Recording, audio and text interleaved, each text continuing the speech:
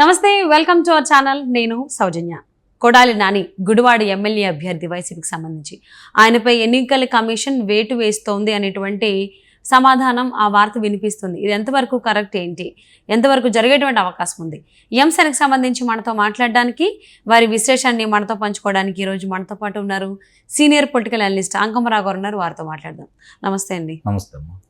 Gudivada MLA అభ్యర్థి అక్కడ ఉన్నటువంటి ప్రజలందరికీ, ఆయన నియోజకవర్గంలో ఉన్న ప్రజలందరికీ కూడా తాయిలాలు అందిస్తున్నారు. అది కూడా నేరుగానే ఎవరైతే ఆయనకి హారత పడుతూ ఉన్నారో ప్రజలు, వాళ్ళకి నేరుగానే ఆ పల్లెల్లో డబ్బులు వేస్తున్నారు అనేటువంటిది కొంతమంది టీడీపీ నాయకులు ఎన్నికల కమిషన్కి కంప్లైంట్ చేయడం జరిగింది.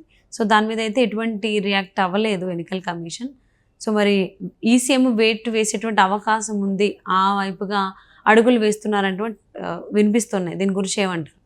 అంటే కొడాలి నాని గారు, వెంకటేశ్వరరావు గుడివాడలో ఇప్పటి వరకు 4 సార్లు విజయవంతంగా, 2 సార్లు తెలుగుదేశం పార్టీ తరఫు నుంచి, 2 సార్లు వైఎస్ఆర్సీపీ పార్టీ తరఫు నుంచి గెలిచాడు. సహజంగానే అతన్ని గురించి చూసుకుంటా ఉంటే స్థానికంగా పెద్ద వ్యతిరేకత లేని వ్యక్తి కొడాలి వెంకటేశ్వరరావు. ఎందుకంటే ప్రజలతోటి మమేకమైపోయేవాడు. అవతల వాళ్ళు సరిగ్గా దాన్ని ఉపయోగించుకోలేకపోతున్నారు. దానివల్ల అతని విజయంగా వెళ్ళిపోతానే ఉన్నాడు. ఈరోజు పరిస్థితి చూసుకుంటా ఉంటే ఇప్పుడు పరిస్థితులు ఎదురు తిరిగినాయి.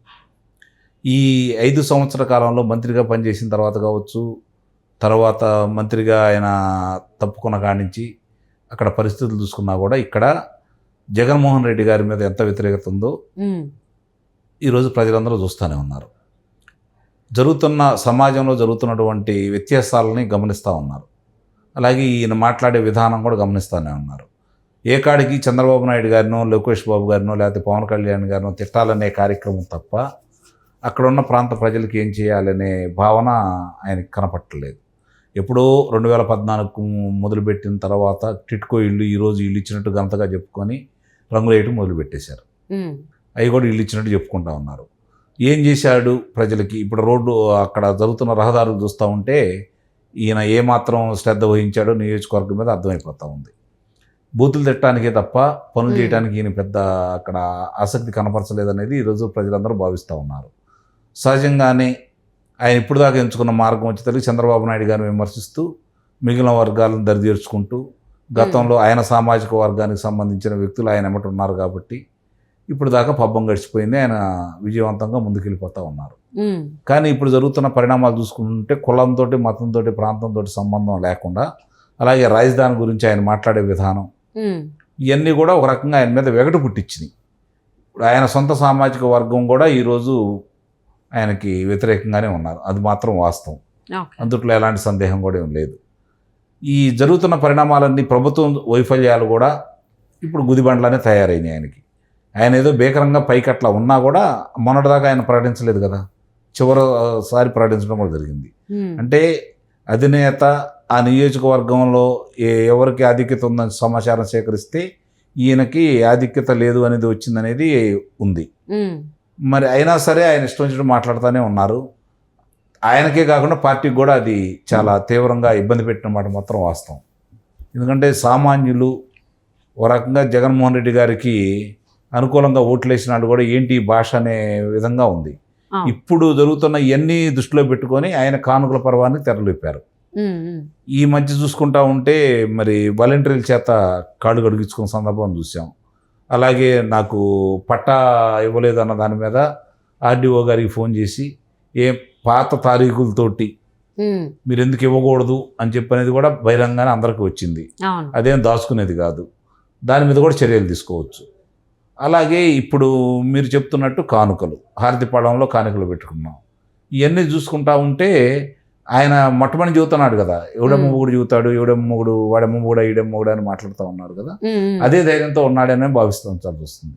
అంటే రేపు పొద్దున ఎన్నికల కమిషన్ వాళ్ళు వచ్చి నన్ను ఏం చేస్తారు, ఆయన పరిభాషలో చెప్పాలి అంటే వీళ్ళందరూ కూడా నన్నేం చేయలేరు అనేది చాలా స్పష్టంగా ఆయనకి అర్థమైపోయింది. మా అధినాయకుడు నన్ను ఏమైనా మాట్లాడమన్నాడు, ఆయనే చూసుకుంటాడు అనే విధంలో ఉన్నాడు ఆయన. ఇప్పుడు అదే ప్రతికూలంగా మారబోతుంది ఆయనకి. పనులుగా సంతృప్తికరంగా లేరు, విద్యార్థులు తృప్తికరంగా లేరు, వ్యవసాయ ప్రాంతం అక్కడ వాళ్ళకి తృప్తికరంగా లేరు. పట్టిసీమ ద్వారా చంద్రబాబు నాయుడు గారు ఏం చేశారో నదుల అనుసంధాన కార్యక్రమం మొదలుపెట్టి ఆయన ఏం చేశాడో స్పష్టంగా ప్రజలందరూ అనుభవిస్తూ ఉన్నారు. ఆ రోజు ప్రలోభాలకి లొంగారు, లేదంటే వీళ్ళు చేసిన అసత్య ప్రచారాలను నమ్మారు కాబట్టి వీళ్ళకి విజయం అనేది సునాయాసంగా లభించింది. ఈరోజు వాళ్ళు ప్రతికూల ప్రభావాన్ని ఎదుర్కొంటున్నారు, చాలా ఘోరాది ఘోరంగా ఓడిపోబోతున్నారు అనేది స్పష్టంగా ప్రజలు వాళ్ళ తీర్పు ఇవ్వబోతున్నది వాళ్ళకు కూడా అర్థమైపోయింది. కాబట్టి ఏదో విధంగా చేయాలనేది కానుకలు అంటే వాళ్ళ దగ్గర ఇప్పుడు ఆర్థికంగా అందరి దగ్గర డబ్బులు ఉన్నాయి.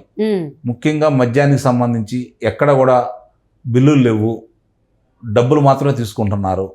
ఆ మద్యంలో వచ్చే డబ్బులు కూడా ఈ నాయకుల దగ్గరే ఏర్పాటు చేశారు. ముందస్తు ప్రణాళికతోటి, ముందు చూపుతోటి జగన్మోహన్ రెడ్డి గారు అవి డబ్బుల రూపేణా కాకుండా చెక్కుల రూపేణానో, లేదంటే పేటిఎం ద్వారానో, ఫోన్పే ద్వారానో, అకౌంట్ ద్వారానో వాళ్ళకి వచ్చిందనుకోండి, అవి ప్రభుత్వానికి వెళ్ళిపోతాయి కదా.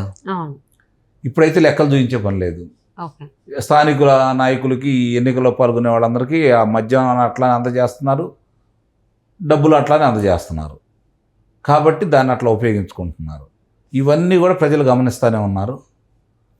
డబ్బులు వీళ్ళు ఇచ్చే కానుకలు తీసుకుంటారు, ఓట్లు మాత్రం వ్యతిరేకంగా వేస్తారని అయితే భావించాల్సి వస్తుంది. ప్రస్తుతం అయితే ఆయన మీద చర్య తీసుకోవడానికి చాలా ఉదంతాలు అనేవి కనపడతా ఉన్నాయి.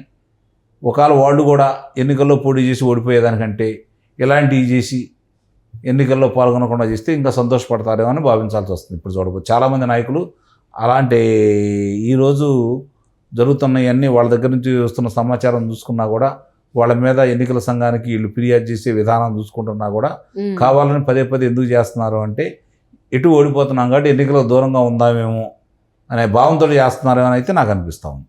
అంటే కొడాలని చేసేటువంటి పనులన్నీ కూడా కొన్ని ఎలాంటి అంటే కోడ్ ఉల్లంఘించేటువంటి పనులు. సో టీడీపీ నాయకులు కొంతమంది ఈసీ వాళ్ళకి కంప్లైంట్ ఇచ్చినా కానీ అబ్జర్వర్ టీం ఏమీ చేయకుండా మెన్నుకుంటూ పోవడం, అంటే డైరెక్ట్గా ఒకటేసారి వేటు వేసేటువంటి అవకాశం ఉందా కొడాలి నాని పైన అనే అనిపిస్తుంది. అంటే ఒకవేళ వేటు వేస్తే మరి ఆయనే పోటీ చేస్తారా గుడివాడ నుంచి, లేకపోతే మార్చేటువంటి అవకాశం? వేటు వేసిన తర్వాత పోటీకి అనర్హుడిగా ప్రకటించిన తర్వాత ఇంకా ఆయన ఈ ఎన్నికలు ఎక్కడ పోటీ చేయడానికి అవకాశం ఉండదుగా. ఆయన కూడా అదే కోరుకుంటున్నాడేమో నాకు అనిపిస్తుంది. ఓటమి భయం అనేది స్పష్టంగా కనపడుతుంది వాళ్ళందరిలో. పైకి బేకరాలు మాట్లాడుతూ ఉన్నారు. చూడాలి జరిగే పరిణామాలు చూసుకుంటా ఉంటే. ఎన్నికలు దూరంగా ఉండటం కోసం ఈ ఎత్తులు అన్నీ వేస్తున్నారేమో చాలామంది నాయకులు అని నాకు అనిపిస్తూ ఉంది. సో అంటే తనకు తానుగా తప్పుకోకుండా ఈసీ వేటు వేస్తే పారిపోయాడు అనిపించుకోకుండా, చూసారా ఎన్నికల సంఘం వాళ్ళు మా మీద చర్యలు తీసుకున్నారని చెప్పుకోవడం కోసం ఇలాంటి ప్రయత్నాలు చేస్తున్నారేమో అని నాకు అనిపిస్తూ ఉంది. అంటే ఎన్నికల కమిషన్ వాళ్ళు చర్యలు తీసుకునేలాగా వీళ్ళు పనులు చేశారు కాబట్టే కదా ఎన్నికల కమిషన్ చర్యలు తీసుకుంటుంది.